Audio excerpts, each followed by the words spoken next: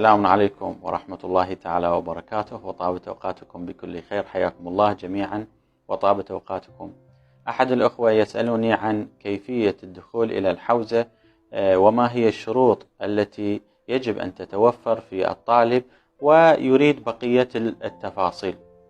نعم إخواني، الحوزة أولا نأخذ مسألة العمر. إخواني، العمر يحتاجون عمر من 15 إلى 40، هذا مقبول من 15 ل40، هذا العمر المقبول من 15 ل40. هسه بعض الأحيان تتفاوت، بعضهم 12 بعضهم 13 حسب المؤهلات يشوفونه، وحسب العلاقة بالمثل أو معرفة هذا الشخص. يجب أن يكون ناضجا حتى يدخل إلى الحوزة، فيكون عمر 15 لا بأس به إلى 40. ما بعد 40 تعرف أنه مسألة الفهم ومسألة الإدراك تختلف من شخص إلى آخر، فيكون أقصى حد يعني يطلبونه أو يحتاجونه في الدراسة هو 40. زين، هل يحتاج هذا الطالب إلى شهادة؟ نعم، أغلب المدارس النجفية أو الكربلائية وبقية أيضا الحوزات الموجودة في المحافظات تريد من المتوسطة فما فوق، من المتوسطة فما فوق. إذا واحد عنده متوسطة يقبلونه.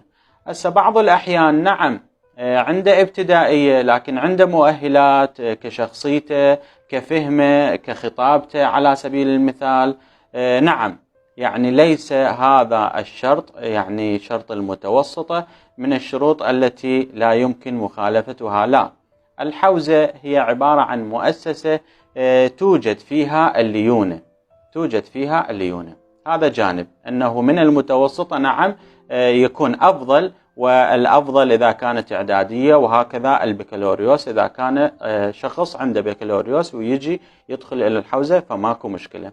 هذا الأمر الثاني. الأمر الثالث إخواني، شنو المستمسكات المطلوبة للطالب؟ الجنسية، البطاقة الوطنية إذا كانت عنده، وصور فد 4 أو 5. هذه الصور مع تكون التزكية من المعتمد، يجب أن يأخذ تزكية من معتمد المنطقة اللي هو يسكنها. هو بالبصرة وإجا إلى كربلاء أو إجا إلى النجف الأشرف، فهنا يريدون من عنده تزكية من المعتمد اللي بمنطقته، يوثق يعني تدينه، انتماءه، جهته، أسلوبه وما شابه ذلك، فيطلبون من عنده تزكية.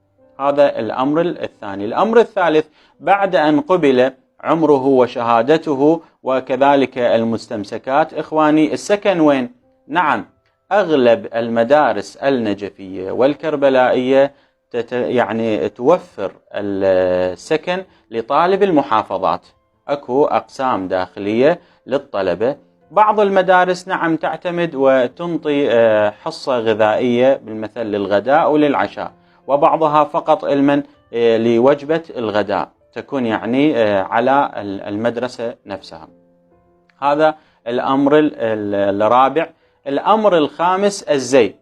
إخواني، الزي شنو المطلوب؟ الزي ألبس أنا بنطلون وقميص بالمثل، أنا بكالوريوس أو أنا بالإعدادية، شنو المطلوب؟ نعم إخواني، الزي الأفضل كبدايتك أنت ومجيئك إلى الحوزة، أفضل شيء تلبسه ألا وهي الدشداشة. تلبس دشداشة، بنطلون وقميص. نعم يقبلون، أغلب المدارس توافق، لكن يقول لك أنت الآن في مجتمع، حاول أن تكون يعني قريبا منهم، يعني هيئتك، الذقن وما شابه ذلك، تصرفاتك. تمام إخواني؟ والملبس الخارجي، نعم الحكومة والمدارس الأكاديمية أخذت هذا الطابع، وأنه لا يعني تستقبل الطالب الذي يرتدي الدشداشة.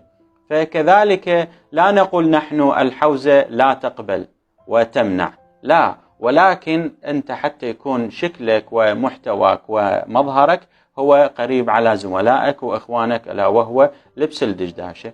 هذا الأمر الخامس.